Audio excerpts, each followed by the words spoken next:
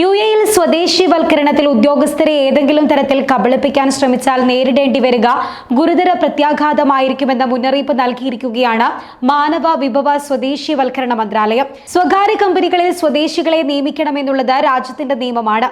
ഇത് അട്ടിമറിക്കുകയോ അല്ലെങ്കിൽ വ്യാജ നിയമനങ്ങളിലൂടെ ഉദ്യോഗസ്ഥരെ കബളിപ്പിക്കുകയോ ചെയ്താൽ പിന്നീടുണ്ടാകുന്ന പ്രത്യാഘാതം ഗുരുതരമായിരിക്കുമെന്ന മുന്നറിയിപ്പാണ് ഇപ്പോൾ നൽകിയിരിക്കുന്നത്. രാജ്യത്ത് നിശ്ചിത ശതമാനം സ്വദേശിവൽക്കരണം നടത്തിയിട്ടുണ്ടോ എന്നുള്ളത് കൃത്യമായ ഇടവേളകളിൽ പരിശോധിച്ച് ഉറപ്പാക്കുമെന്നും അധികൃതർ അറിയിച്ചിട്ടുണ്ട്. അതേസമയം തന്നെ ശമ്പള വിതരണത്തിൽ തട്ടിപ്പിന് ശ്രമിക്കരുത് എന്നും കമ്പനികൾക്ക് അധികൃതർ മുന്നറിയിപ്പ് നൽകുന്നു. അതേസമയം ഒരേ കമ്പനിയിൽ ഒരേ തസ്തികയിൽ ജോലി ചെയ്യുന്ന സ്വദേശിക്കും വിദേശിക്കും തുല്യവേതനം നൽകുന്നുണ്ട് എന്നുള്ളത് ഉറപ്പുവരുത്തണം. ഒരേ തസ്തികയിൽ ജോലി ചെയ്യുന്ന സ്വദേശിയേക്കാൾ കൂടുതൽ ശമ്പളം വിദേശിക്ക് നൽകുന്നതിനെ ഒരിക്കലും അംഗീകരിക്കില്ല. തൊഴിൽ കരാറുമായി ബന്ധപ്പെട്ട ചുമതലകളിൽ നിർവഹിക്കുന്നതിൽ വീഴ്ച വരുത്തരുതെന്ന് സ്വദേശികൾക്കും നിർദ്ദേശം നൽകിയിട്ടുണ്ട്.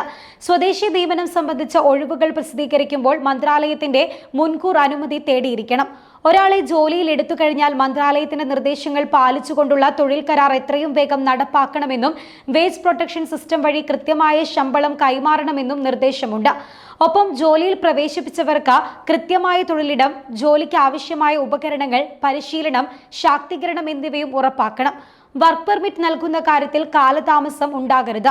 ഏതെങ്കിലും തൊഴിൽ കരാർ റദ്ദാക്കുന്ന പക്ഷം അംഗീകരിച്ച ശമ്പളവും ആനുകൂല്യങ്ങളും സ്വദേശി ജീവനക്കാരന് നൽകിയിരിക്കണം. ജോലിയിൽ പ്രവേശിച്ചാൽ ഉടൻ തന്നെ പെൻഷൻ പദ്ധതിയിലും സാമൂഹിക സുരക്ഷാ ഇൻഷുറൻസ് പദ്ധതിയിലും സ്വദേശികളെ ചേർത്തിരിക്കണം. ജോലിയിൽ പ്രവേശിച്ച മാസം മുതൽ കമ്പനിയുടെ വിഹിതം ഈ പദ്ധതികളിൽ അടയ്ക്കുകയും വേണം. സ്വകാര്യ മേഖലയിൽ സ്വദേശിവൽക്കരണം അട്ടിമറിക്കുന്നതുമായി ബന്ധപ്പെട്ട എന്ത് നിയമലംഘനം ശ്രദ്ധയിൽപ്പെട്ടാലും മന്ത്രാലയത്തെ അറിയിക്കണമെന്നും പൗരന്മാർക്ക് നിർദ്ദേശമുണ്ട്.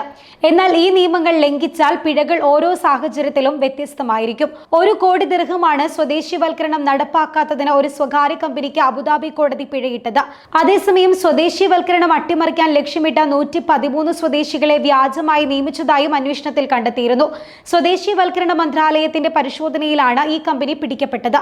തുടർന്ന് അബുദാബി പബ്ലിക് പ്രോസിക്യൂഷന് കേസ് കൈമാറുകയും ചെയ്തു.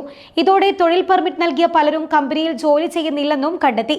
വിവിധ രീതിയിലാണ് രാജ്യത്ത് സ്വദേശിവൽക്കരണവുമായി ബന്ധപ്പെട്ട തട്ടിപ്പുകൾ നടക്കുന്നത്.